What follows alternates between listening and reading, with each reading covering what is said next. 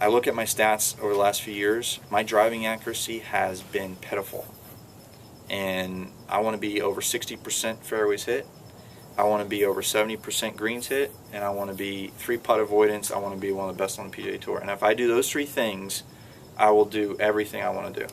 I'll be back playing majors. I'll be winning majors. I'll be playing in, on Sunday, in final groups, and I'll be achieving the things that I want. 13 was the strong part of my game wasn't there anymore, and that's been my ball striking.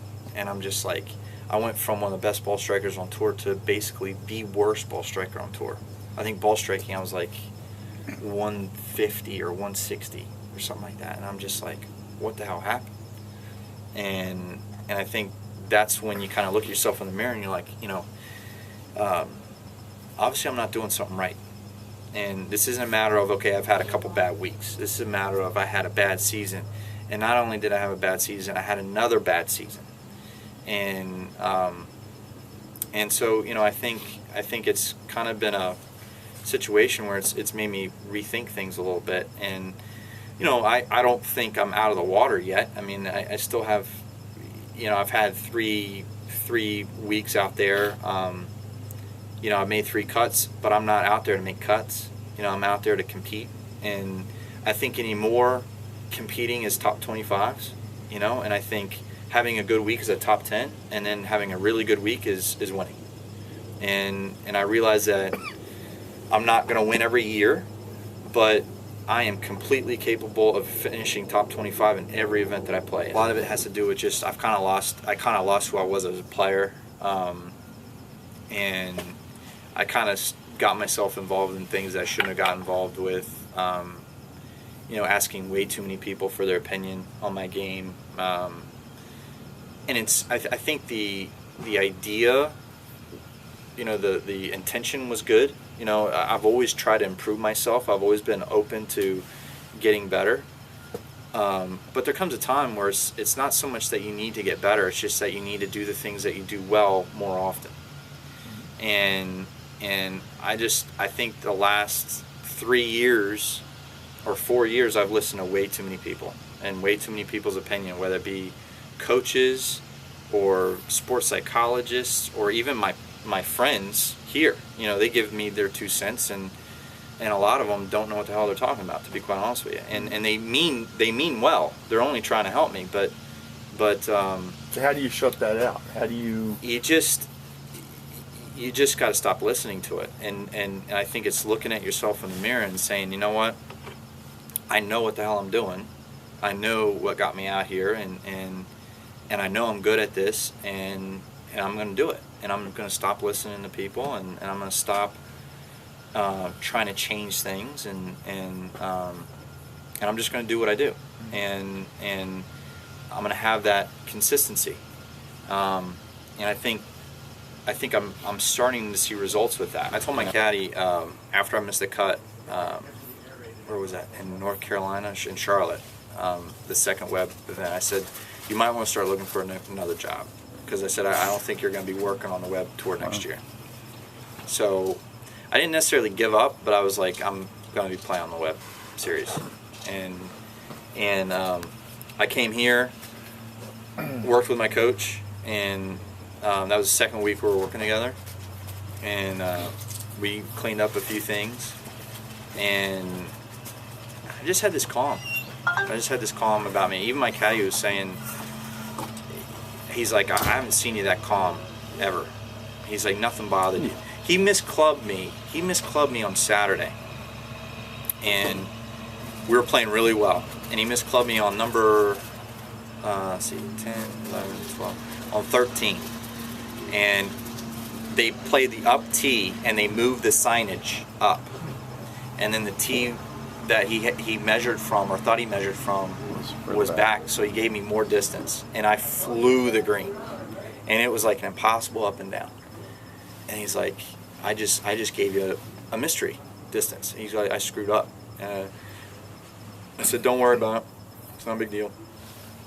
So we get up, and I hit an average chip shot to about, 15 feet or whatever, and I just see him, and he's got his head down, and he's just kind of, I can tell he's beating himself up. And I just went over and I gave him a pat on the ass. I said, "Don't worry about it." I said, I got this, and I made it. And it just, from there on, it just was like. It's kind of what Bubba does with his caddies. Yeah, right. And then, and I had this calm about me. On Saturday night, I called my coach and I said, if I go out there tomorrow, if I hit 10 fairways and if I hit 14 greens, I'm going to shoot nothing, because I just was due. I just felt like I was due. I think I went out there and I hit like 12 fairways and I hit 16 greens or something and shot low round of the day. Right. And it basically, that round earned me my yard. There's not a doubt in my mind my best golf's ahead of me. There's not a doubt in my mind. But the thing that people don't see or think about is I've had 4 kids. I had 4 kids by the time I was 28. And you know, and that's kind of when things started going south a little bit, is, you know, you got obligations. The kids start getting a little bit more difficult. Life starts getting more complicated. You know, it's not about just you anymore. It's about the family. And then you start struggling, and then you start thinking, all right, well, you know, you start worrying about your family. And, you know, and you're living a lifestyle, and I think I live a pretty understated lifestyle for my wife and I, but still, you know, the more money you make, the more money you spend type situation. It's like you're sending your kids to private school, and you're like, all right, well, I'm not making the kind of money I was making back then. And before the kids, I never cared about money. If it wasn't for the kids, I wouldn't have cared about money. I mean, you know, that's just all there's to it. I don't really care about it. So it just, life got complicated. And I just think that it's still complicated. And I think it's going to get more complicated, because with bigger kids comes bigger problems. Yep. But thank God I have a wife that you know, is there for me and supports me and takes that responsibility and takes that burden. What the hell are we going to do? And she's like, look, we've been smart with our money. You're going to go out there. If you have to play on the Web Series, you're going to play on the Web Series, and you're going to get your card back. And she's like, if you have to play on the web, you will earn your card back. I'm not worried about it. And so I think that was a huge help. I did it different than a lot of guys out there. You know, I mean, I turned pro at 17, and I started from rock bottom, and I got out there on the PGA Tour. There's not a lot of guys that can say that. Mm-hmm. And so I know what it's like to fight and struggle, but also figure it out. And I think a lot of guys that, you know, that have always been kind of the golden child, whether it be, you know, junior golf and college golf, and then you get your 7 exemptions, and then get your PGA Tour card, you don't have to go to Q school, and then, you know, they're the golden child forever long, and then all of a sudden, you know, they start struggling. I don't think those guys necessarily know how to fight through it, because they've never had to. Right. Well, my whole life I've had to fight through it. And so it's not necessarily that I don't know how to get back, but I tell you, you know, it's just, when I got on the tour, I had immediate success. You know, I was Rookie of the Year, won on the PGA Tour. 06 was a down year for me, but I still made $1.4 million. You know, 7 was a consistent year. 8 I won again. 9 I won. That was my best year ever. 10 was a bad year, but I still made $1.8 million. And you're in the top 10s in majors. I mean, exactly. And so 11 was a terrible year, but still won. But you won. You know, 12 I made every cut except 4, so I can't really say that was a bad year. So like 13, 14 were really my bad years on tour, and I just think it's a eye-opening experience. You know, number one, because I think I have taken certain things for granted, whether it be, you know, how I practice and gotten maybe lazy with certain things in that regard, but also it kind of like reminds you, like, hey, look, you know, you need to do what you do, you know, not what other guys do. And I've always kind of compared myself to other players, and well, this guy does that, and maybe I need to do it, or, you know, and I think that's hurt me. You know, I think that's hurt me in the last couple of years. And like I said, I think the biggest thing has been I've just listened to me. Last few years, I've had a lot of struggle, and you know, and I think I've just grown. You know, even my wife sits there and says, she said that the other day. She's like, you know, you're just a better person than you used to be. Not saying that I was a bad person, but you know, when I had a lot of success early in my career, it was all about golf. I didn't care about anything else, and you know, and I was married, you know, and I just had a kid, and my daughter has always been, you know, kind of, you know, a big deal for me. But you know, my relationship with my wife is always kind of, there's been tough times and there's been good times. I think just like any healthy marriage, but you know, faith is a big part of my life now. You know, and you know, I think it's a necessary part of my life, and it just kind of keeps things in perspective. You know, it keeps things in perspective in times of struggle, and also it keeps things in perspective when things go well. I don't have an ego as far as I want to win. I have to win this amount of times. I want to be better than that guy. Or I don't necessarily measure myself. I used to. You know, I used to compare myself to guys. I think that's kind of what got me in the situation that I'm in. But I think now I just kind of be, you know, these struggling times, I just want to be in the mix. I just want a chance to win a golf tournament come Sunday.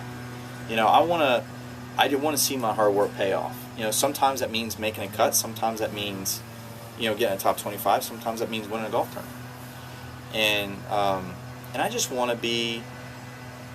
I just want to see some results with my hard work, from a career aspect of it. From a family aspect of it, I just want to be content in my life, and I think that's kind of that's probably the best way of me describing it across the board, is just being content. You know, being content with where I am in my life, on the golf course, off the golf course, you know, personally, professionally. I don't have a tight-knit group of guys that I hang out with. I mean, golf is different than it used to be. Golf isn't like, hey, you know, let's get out with the buddies and go have dinner and all that jazz. I mean, it's a very competitive environment.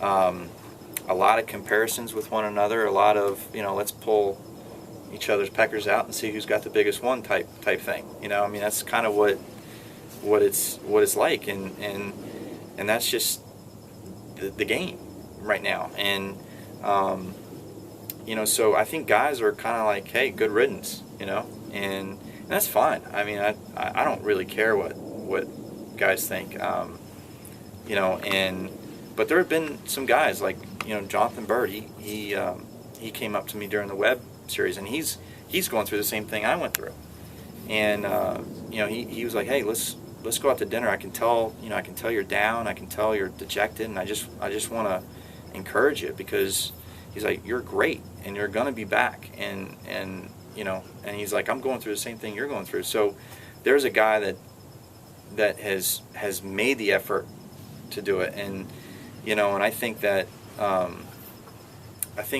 you know, if a friend of mine or someone I admire is going through the same thing, and I've had this happen before, where, you know, either a guy's struggling, he has a good week, and you're like, you know, it's really good to see that you're playing well again. You know, I've said that to Mike Weir before, you know, and you know, guys that have been through the same thing that I'm going through now, and where you kind of give them a pat on the ass and say, hey, you know, just keep working hard, and you know, keep believing, because once you lose the work ethic, and once you lose the belief, you're screwed. You're done, because there are a million guys that are waiting in line. Tiger told me that if you hit, his dad always say, you hit 11 greens or more, you should shoot even par or better. That's how good your short game should be. And so so basically that's kind of the approach that I've taken, is that 8 fairways, 12 greens, and you're going to have 6 opportunities to make up and down.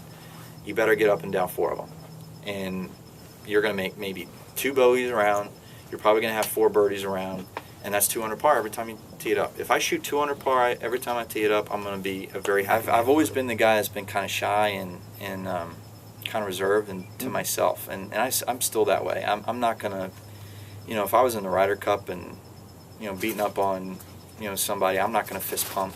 I'm not going to do that. I'm not going to be that guy. I'm not going to be like, rah, rah. I'm not a rah, rah guy. I'm just like, I'll tip my hat and that's it. Funny, someone said to me the other day, it was a head pro of a club. He said, he's like, I'm waiting for you to turn 36. I said, why is that? And he goes, I think you're just going to be unstoppable when you're that age. I think you're going to be like a stricker. I'm like, well, I hope so. That sounds awfully good. Those are some big shoes to fill. But, I just think what his point is your life is going to be a little bit more in order. You're going to get a little bit more settled in. And I really think that's kind of, that's the easiest way to put it. It's just my life has been upside down the last few years. With moving, we've moved a couple times, for schools, for the kids, and then for certain other things. And it's just, life's been complicated. And I just think that for the first time in my career, golf doesn't, as far as how I play the game, it's simple right now. And I'm starting to see results, and I'm starting to get my confidence. Put a lot of mental work into it. I put a lot of physical work into it, and it just, like I said out there on the range, my game, my swing feels simple now. It doesn't feel like I'm trying to put the club in a certain position. It doesn't feel like I'm trying to control the club coming down. It doesn't feel like I'm trying to do anything. It just feels like, all right, there's my target. My game plan is hit as many fairways and greens as possible, and if you don't, make up and down. And I know that sounds stupid, but I mean, it's simple. When you have a week like that, how does it make you feel? I think it gives you that energy. And that's the thing I was telling my wife. I said, before the season started, and after I missed the first two cuts in the web series, I said, what worries me is that I'm not having any weeks that are giving me that like pat on the ass that I need. I said, I really need a pat on the ass right now. And golf has that tendency of just beating you down in the dirt, and you get to a point where it's just like, do I really want to do this? And I've been smart with my money. I don't have to play golf anymore. I don't have to work anymore. I could go teach golf, or if I wanted to, or go do whatever I want. But that's not what I want. I haven't achieved any of the things that I want to do in this game. I haven't won a major. I haven't been, a top player for a long time. I want to be one of the top players in the game, and I want to be considered one of the best players of my time.